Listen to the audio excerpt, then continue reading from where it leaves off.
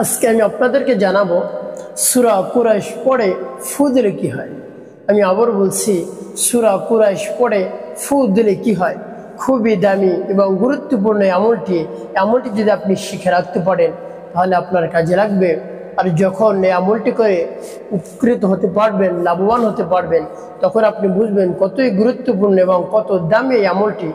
তার কারণ হলো আমরা সেই সমস্যার মধ্যে পড়ে যাই। তার কারণ হলো আমরা যখনই কোথাও যাতায়াত করি, স্থানান্তর করি, এক জায়গা থেকে অন্য স্থানে আমরা যাই, গাড়িতে যাই, হেঁটে যাই, যে কোনো মাধ্যমে আমরা যাই, সেক্ষেত্রে আমাদের অনেক সময় বিপদ আপদ চলে আসে। অনেক সময় দেখা যায় গাড়ি অ্যাক্সিডেন্ট করে অনেকে মারা যায়, তারপরে আরো বিভিন্ন ধরনের দুর্ঘটনার কারণে মানুষ মারা যায়, এভাবে হঠাৎ মারা যায়, হঠাৎ বিপদ চলে আসে। তো কোন আমলের মাধ্যমে আল্লাহ রাব্বুল আলামিন সেই বিপদ থেকে আপনাকে মুক্ত রাখবেন, সেই বিপদ আপনার কাছে আসবে না, আল্লাহ রাব্বুল আলামিন আপনাকে রক্ষা করবেন, আমি বিস্তারিতভাবে অতি সহজে আপনাদেরকে বলে দিচ্ছি। অতি সহজে আপনি আমলটি করতে পারবেন। তো সম্মানিত আমার মা বোনেরা, আমার মুসলিম ভাইয়েরা, তাই বিস্তারিত জানার জন্য এবং আমলটি শিখে রাখার জন্য ভিডিওটি শেষ পর্যন্ত দেখার অনুরোধ থাকবে। তো সম্মানিত আমার মা বোনেরা, আমার মুসলিম ভাইয়েরা, আমলটি আপনি কখন করবেন, কিভাবে করবেন, আমি সবকিছুই বলে দিচ্ছি।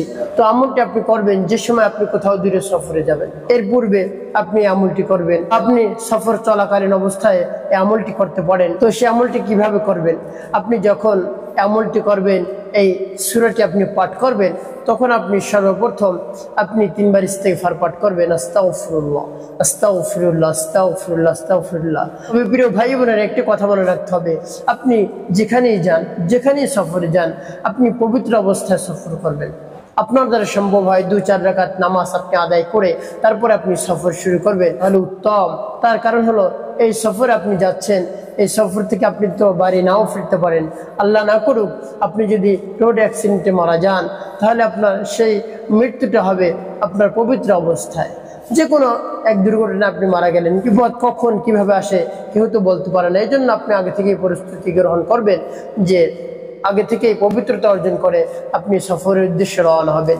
তারপরে সফর চলাকালীন অবস্থা আপনি আমলটি করতে পারেন। তারপরে এভাবে আপনি মনে মনে ইস্তিগফার পাঠ করবেন। তারপরে নবী সাল্লাল্লাহু আলাইহি সাল্লামের সামনে দুরূদ শরীফ পাঠ করবেন। এই দুরূদ শরীফ পাঠ করলে কি হয়, এই আমলের মধ্যে বরকত চলে আসে, রহমত চলে আসে। এই আমল আল্লাহ রাব্বুল আলামিনের কাছে গ্রহণযোগ্যতা লাভ করে অতি দ্রুত। এই জন্য আপনি দুরূদ শরীফ পাঠ করবেন, যেমন আল্লাহুম্মা সাল্লি আলা মুহাম্মাদ ওয়া আলা আলি মুহাম্মাদ কামা সাল্লাইতা আলা ইব্রাহিম ওয়া আলা আলি ইব্রাহিম ইন্নাকা হামিদুম মাজিদ। আল্লাহুম্মা বারিক আলা মুহাম্মাদ ওয়া আলা আলি মুহাম্মাদ কামা বারাকতা আলা ইব্রাহিম ওয়া আলা আলি ইব্রাহিম ইন্নাকা হামিদুম মাজিদ।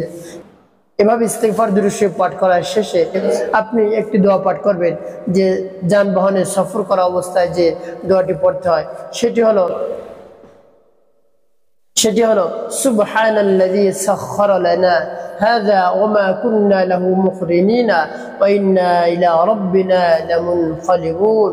আমি আবার বলছি, সুবহানাল্লাযী সাখখারা লানা হাযা ওয়া মা কুন্না লাহু মুকরিনিনা ওয়া ইন্না ইলা রাব্বিনা লামুনকালিবুন।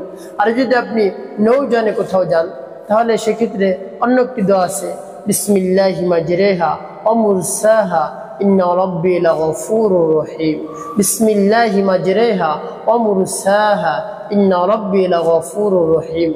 এই দোয়াগুলো পাঠ করার পরে আপনি সূরা কুরাইশ আমার দেখার নিয়ম অনুযায়ী আপনি পাঠ করবেন। আর যখন সূরা কুরাইশ পাঠ করবেন, তখন আপনি মনে মনে নিয়ত করবেন, হে আল্লাহ, আপনার কালামের বরকতে আমার সব ধরনের বিপদ আপদ থেকে আমাকে রক্ষা করুন। যত ধরনের বিপদ আপদ রয়েছে সকল বিপদ আপদ আপনি দূর করে দিন। তারপরে এভাবে মনে মনে নিয়ত করে স্মরণ করে সূরাটি আপনি পাঠ করবেন, যেমন বিসমিল্লাহির রহমানির রহিম লিইলাফি কুরাইশ إيلافهم رحلة الشتاء والصيف فليعبدوا رب هذا البيت الذي أطعمهم من جوع وآمنهم من خوف। এভাবে একবার সূরা কুরাইশ পাঠ করবেন। একবার সূরা কুরাইশ পাঠ করে আপনি বুকের মধ্যে একটি ফু দিয়ে দিবেন, বা আপনি 3 বার সূরা কুরাইশ পাঠ করতে পারেন। যদি সূরা কুরাইশ ভাবে পাঠ করেন, আপনি যত দূর যাবেন সকল বিপদ মহান রব্বুল আলামিন দূর করে দিবেন। হঠাৎ মৃত্যু আপনার কাছে চলে আসবে না, আল্লাহ রব্বুল আলামিন আপনাকে রক্ষা করবেন। আপনি ধরে নিন গাড়ি অ্যাক্সিডেন্ট হয়েছে, গাড়ি অ্যাক্সিডেন্ট করার সময় সকল মানুষ কিন্তু মৃত্যুবরণ করে না, কেউ না কেউ বেঁচে যায়। তো আল্লাহ রব্বুল আলামিন আপনাকে অলৌকিকভাবে বাঁচিয়ে রাখবেন। আপনি চিন্তাও করতে পারবেন না, কল্পনাও করতে পারবেন না, কল্পনার বাহিরের কাজ। আপনি যদি এভাবে সূরা কুরাইশ আপনি পাঠ করেন, মনে এবারে বিশ্বাস রেখে মনকে স্থির করে আপনি যদি সূরা কুরাইশ পাঠ করেন যে আল্লাহ রাব্বুল আলামিনের সকল ধরনের শক্তি রয়েছে, সব শক্তির উৎস মহান রব্বুল আলামিন, কোনো কিছুতেই কিছু হবে না। মহান রব্বুল আলামিন যা বলবেন, যা করবেন তাই হবে। তো মহান রব্বুল আলামিনের কালামের বরকতে আমাকে কোনো ধরনের বিপদ স্পর্শ করতে পারবে না। এভাবে যদি মনের মধ্যে বিশ্বাস থাকে, দৃঢ় বিশ্বাস থাকে, অবশ্যই আপনি এর থেকে লাভবান হতে পারবেন। আর আপনার মনের মধ্যে যদি থাকে এই কুরাইশ পাঠ করলাম, লাভ হবে কি হবে না, তাহলে কিন্তু আপনি আমল করে উপকৃত হতেও পারেন, না হতে পারেন।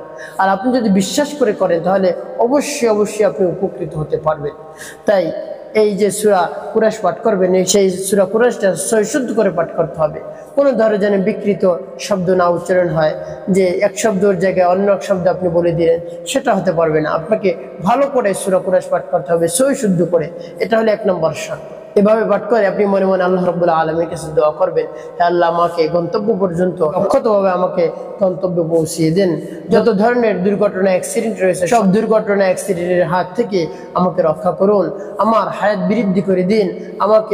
আমাকে বেশি বেশি ইবাদত করার তৌফিক আপনি দান করুন এবং সুন্নত তরিকায় জীবন যাপন করার তৌফিক দান করুন।